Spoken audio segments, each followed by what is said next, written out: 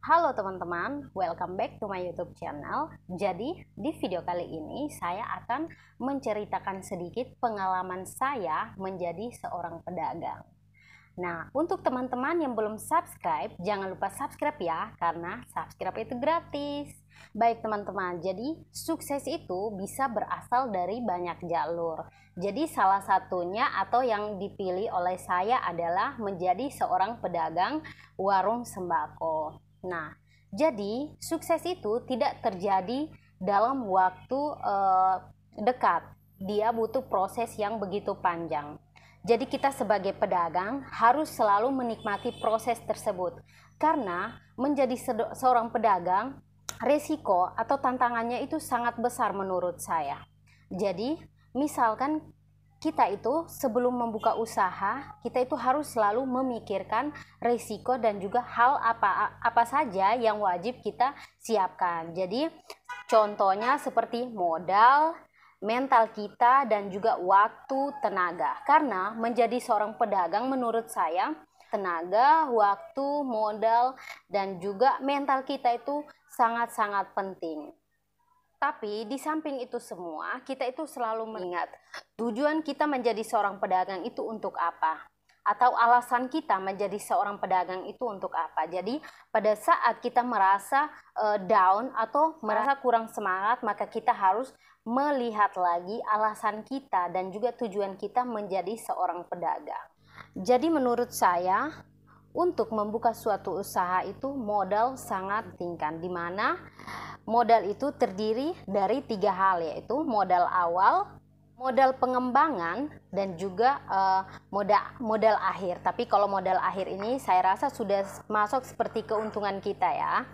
Nah, jadi untuk teman-teman yang baru mulai membuka usaha, jangan langsung berharap untuk mendapat kesuksesan, karena kesuksesan itu butuh pengorbanan yang panjang. Dan kalau misalkan teman-teman baru mulai membuka usaha dan langsung berpikiran untuk sukses, maka itu teman-teman yang menyiksa diri atau membuat mental teman-teman rusak. Karena kayak teman-teman itu sudah berharap harus sukses, tapi ternyata dalam perjalanannya itu tidak sesuai yang teman-teman harapkan. Nah, jadi saran dari saya, kalau baru mau mulai usaha, maka jalani saja, nikmati saja prosesnya, tidak perlu berharap supaya kayak langsung sukses. Nah, kita itu harus rajin untuk mengevaluasi keadaan usaha kita. Jadi misalkan kayak ada, kalau contoh di warung saya, kayak ada barang baru yang masuk, terus saya belum ada di warung saya, itu kan saya berarti harus mengikuti perkembangannya, berarti saya juga harus membeli snack atau misalkan barang baru yang memang belum saya miliki. Jadi pada saat saya berbelanja di toko grosir atau toko sembako, saya itu juga harus banyak bertanya ke karyawan di toko tersebut, karena pasti mereka lebih update daripada kita yang warung kecil. Nah, jadi selanjutnya kita itu harus mempelajari kebutuhan masyarakat di tempat tinggal kita. Jadi kayak misalkan ada masyarakat yang membutuhkan barang A, tapi ternyata barang A tersebut belum ada di warung kita. Berarti kita harus berusaha agar barang tersebut ada, sehingga warung kita itu dianggap lengkap oleh masyarakat di tempat kita tersebut. Jadi mereka tidak lari ke warung yang lain. Baik, jadi menurut saya rezeki itu memang pasti tidak akan tertukar. Kayak misalkan warung saya dengan warung di sebelah saya. Jadi itu pasti masing-masing ada rezekinya. Tapi kalau misalkan rezeki itu belum datang, maka kita itu yang wajib ada upaya untuk menjemput rezeki tersebut. Jadi upaya yang harus kita lakukan yaitu dengan kita melihat sekeliling keadaan di masyarakat kita. Kira-kira enaknya warung kita itu kita buat bagaimana, atau kita harus memperbaharui warung kita itu bagaimana sehingga bisa menarik pelanggan datang ke warung kita. Nah, jadi kita itu juga harus selalu siap untuk menjadi pendengar, atau kita itu harus selalu siap belajar sesuai dengan perkembangan di era sekarang. Jadi contohnya, dulu itu kan semuanya itu serba offline, tapi dengan perkembangan sekarang semuanya itu bisa online. Nah, jadi kita itu harus siap berkembang untuk melihat itu semua. Kita harus selalu bisa beradaptasi dengan keadaan seperti itu. Jadi kayak kita itu juga harus update sebagai pengusaha atau sebagai pedagang.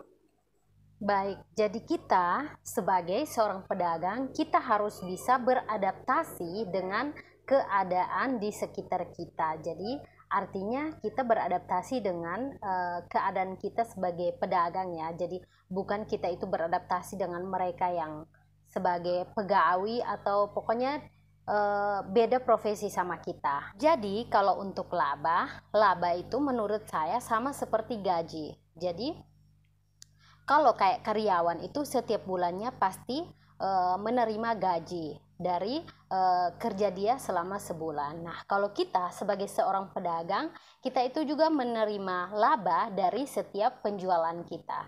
Jadi, kayak misalkan teman-teman khawatir pasti labanya kecil atau labanya tidak besar. Nah, itu teman-teman perlu menjauhkan pikiran seperti itu karena laba itu pasti ada. Walaupun sedikit, tapi pasti selalu ada. Jadi, kalau untuk laba, teman-teman tidak usah terlalu memikirkan, karena itu setiap penjualan kita pasti sudah ada. Jadi, 4 hal yang perlu teman-teman perhatikan sebelum memulai usaha, yaitu yang pertama, teman-teman harus siapkan market penjualannya ke siapa, atau kayak tujuan untuk berjualannya itu ke siapa. Jadi kalau misalkan market pemasaran teman-teman itu di sekolah, maka teman-teman pasti harus menjual beberapa peralatan untuk sekolah. Atau teman-teman mau membuka warung sembako seperti saya saat ini, berarti teman-teman harus bisa mencari tahu kebutuhan masyarakat di sekitar tempat tinggal teman-teman dengan baik, sehingga teman-teman bisa tahu harus menjual apa-apa saja. Jangan sampai teman-teman sudah mulai membuka usaha tapi teman-teman bingung ini kira-kira pemasarannya untuk siapa. Nah, hal itu bisa membuat modal teman-teman jadi macet. Yang kedua yaitu teman-teman harus menyiapkan modal awal. Nah, modal di sini sangat penting untuk kita memulai usaha kita, karena dengan modal maka kita bisa menyiapkan barang jualan kita dengan baik dan juga dengan lengkap.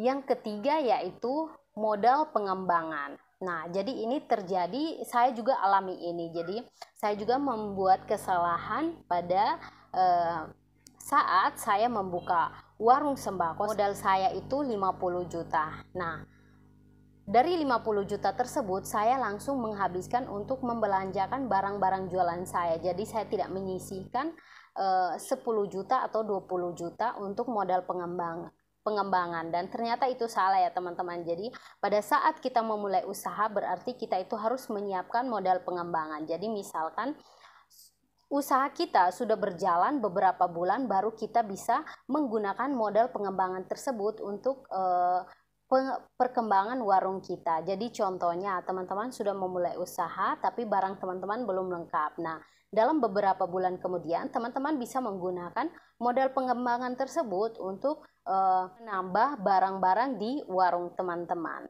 Jadi menurut saya modal pengembangan ini sangat penting ya teman-teman. Jadi kalau misalkan teman-teman mau membuka usaha, maka jangan semua modal awal itu teman-teman habiskan. Jadi harus menyisihkan sebagian untuk modal pengembangan. Nah, yang keempat adalah kita sebagai pedagang berarti kita itu harus fokus, tekun, dan juga harus selalu konsisten atas penjualan kita. Maksud saya di sini adalah, jadi kita pada saat kita sudah membuka usaha warung sembako, berarti kita itu jangan tergiur dengan usaha-usaha yang lain. Jadi misalkan kayak ada teman kita yang melihat bahwa usaha kita sudah makin berkembang, sudah maju, maka dia akan menawarkan kepada kita untuk membuka usaha yang lain lagi. Jadi pasti ada saja yang begitu teman-teman. Nah, itu saran saya teman-teman, jangan langsung tergiur ya untuk mengikuti saran dari teman-teman tersebut. karena itu bisa menyusahkan kita sendiri. Jadi kita itu harus selalu fokus dengan usaha kita, karena usaha yang kita bangun ini juga mungkin baru mau mulai berkembang, tapi karena kita tergiur dengan usaha yang lain maka bisa macet dengan usaha kita yang saat ini. Baik teman-teman, sekian dari saya. Mungkin pada saat penyampaian terdapat kesalahan, mohon maaf, dan juga kalau misalkan ada kekurangan, teman-teman bisa menulis untuk menambahkan di kolom komentar. Sampai jumpa di video saya selanjutnya.